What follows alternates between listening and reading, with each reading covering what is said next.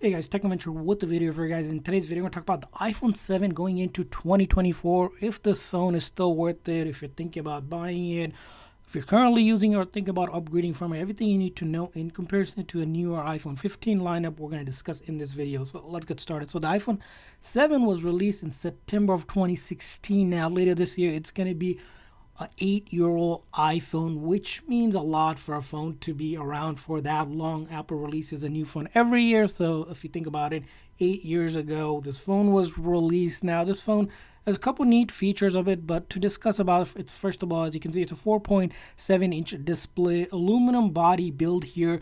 As you can see here, there is no glass on the back like the newer iPhone. This is rounded edge here. It does have a SIM card slot as well on this phone, which you can find right here. One 12 megapixel camera here, as you can see here. Again, a unique design when it first came out. Now there is also the 7 Plus if you're looking for a bigger phone, which has two cameras on the back here, but this is the regular 7, really small, tiny, lightweight in your phone. It does have a physical touch ID, which matters for some people who don't like Face ID. Built in the phone is an A10 Fusion chip with 2 gigs of RAM. Now the battery size is around 1960 mAh, which Apple advertises about 13 hours of video playback, but most likely you're not going to be getting that much, probably somewhere between 8 to 10 hours of general usage out of this phone. Now if you compare it to a newer iPhone 15, the base one, it's around 20 hours, so almost half the battery life on this iPhone that you're going to be getting.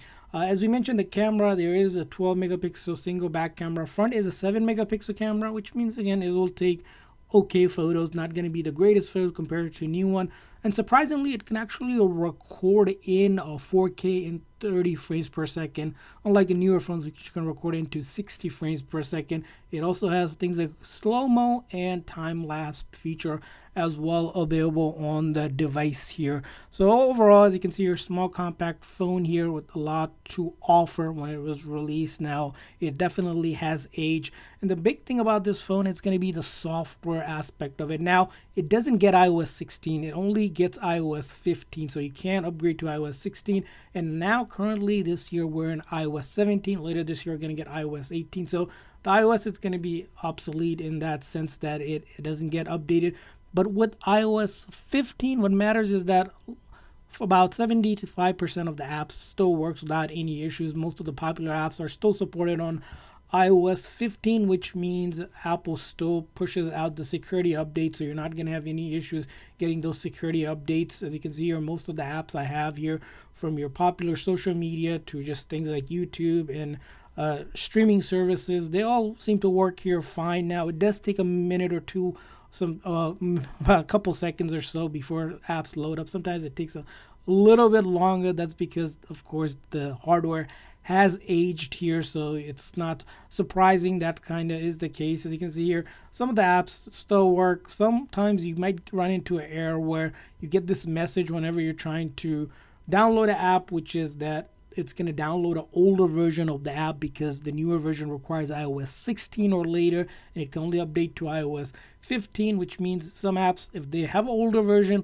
it will work, but then there are some apps that simply will not work. And again, it depends on the app you're looking to download, but for the most part, most of the popular apps seems to work without any issues for us that we have tested. And that just could be the apps depending on how popular they are and how much they want to support on an older version. But later when iOS 18 comes out, we suspect a lot more apps will stop supporting apps on iOS 15, which means that this phone again is going to go further down in terms of what you can do with it. Now it's good for things like very lightweight gaming. You're not going to be gaming heavy duty graphic gaming like you would play on a console because it simply doesn't have the hardware to support that, but lightweight stuff. Now basic stuff that it will also be able to do is calling and texting. You're not going to have any issues with that. You see iMessages, even FaceTime will all work.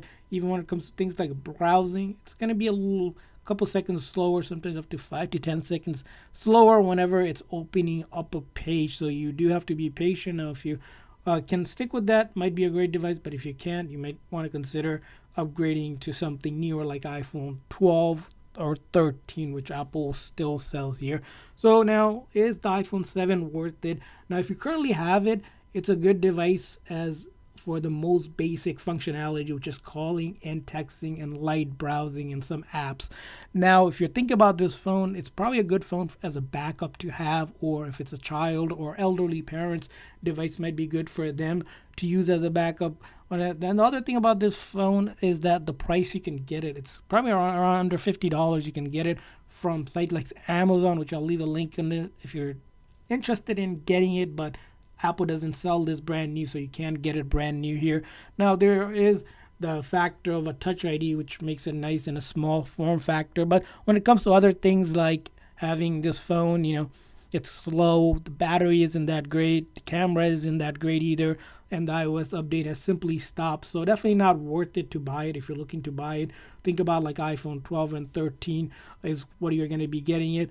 And if you have it like a backup phone, that's probably the most you'll get out of this device. But with iOS 15, just simply is getting outdated. Again, as I mentioned, there are different opinions about the iPhone 7. We want to hear from you guys what you have to thoughts on this one. Leave a comment in the comment section. Thanks for watching, guys, and I'll see you guys next time.